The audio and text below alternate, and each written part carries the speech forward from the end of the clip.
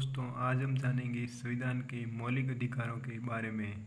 तो संविधान के भाग 3 में मौलिक अधिकारों का वर्णन है, जो अनुच्छेद 12 से लेकर 35 तक है। भाग 3 को संविधान का मैग्ना कार्टा भी कहते हैं।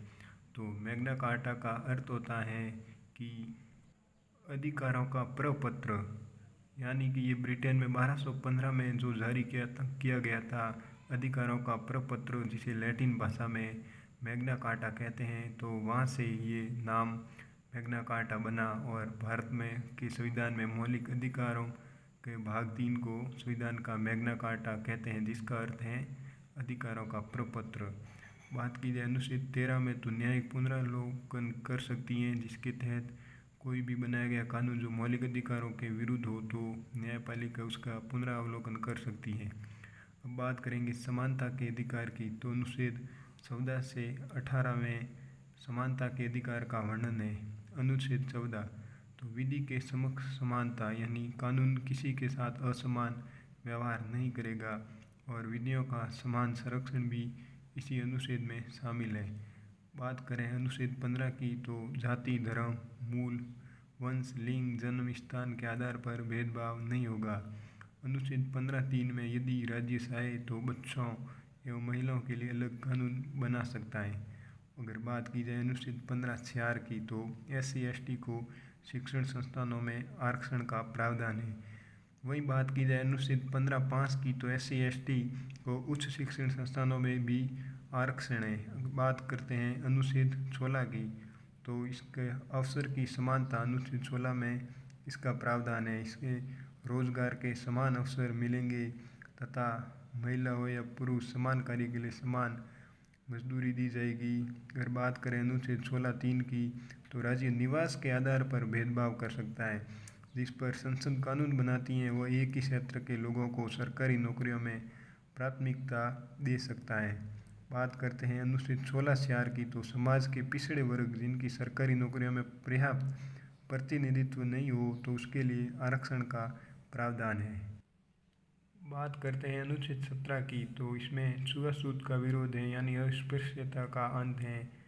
और SC/ST एक्ट की बात की जाए तो 1989 में बना था। बात करते हैं अनुच्छेद 18 की, तो इसमें उपाधियों का अंत है।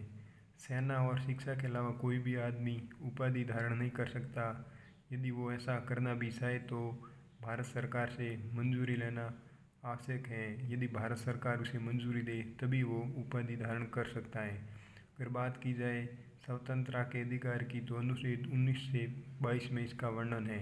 अनुच्छेद 19, भाषण व अभिव्यक्ति की स्वतंत्रता, यानी कि बिना हथियारों व शांतिपूर्ण बैठक की व्यवस्था है। वहीं संगठन या संघ बनाने की भी स्वतंत्रता है।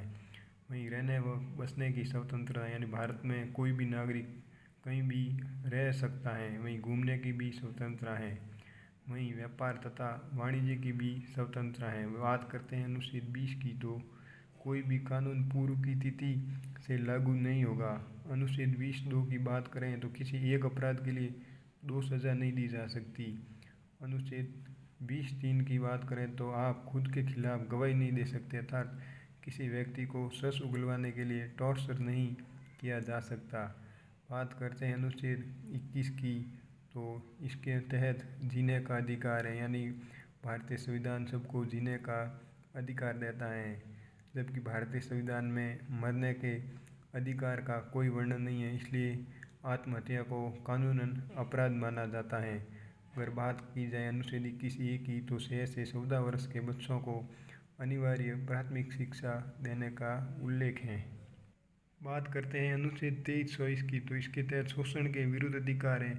अनुच्छेद 23 में बेगार प्रथा पर रोक है, यानी किसी भी आदमी को बिना मजदूरी दिए काम करवाना या कम मजदूरी देना, उस पर रोक है तथा मानव व्यापार पर भी रोक लगा दी गई है।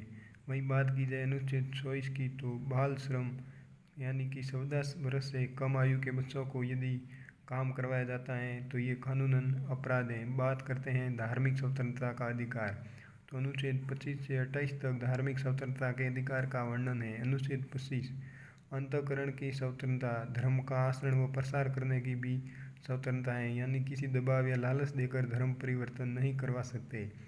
बात करें अनुच्छेद 26 की तो सभी को अपनी धार्मिक संस्थाओं खोलने का अधिकार है।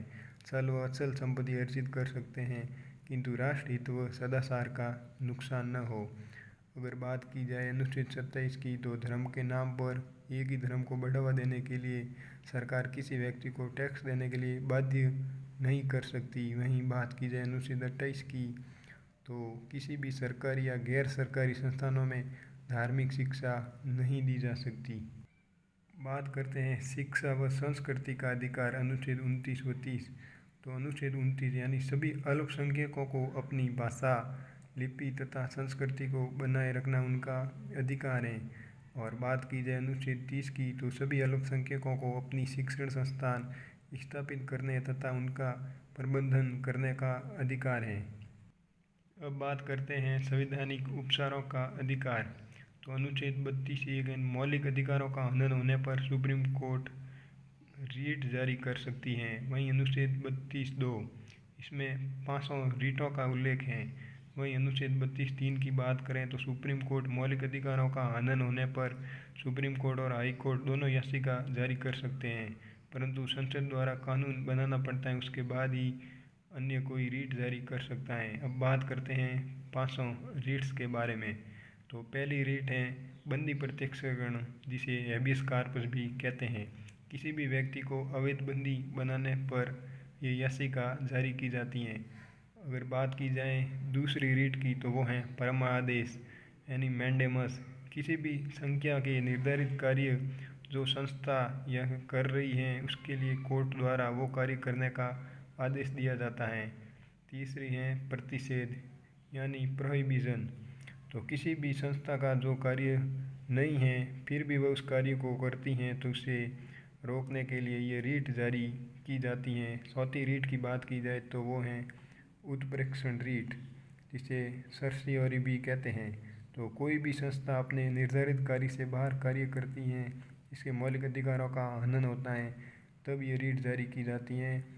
अंतिम रीट की बात की जाए तो वो है अधिकार प्रसा, जिसे को वारंटो भी कहते हैं।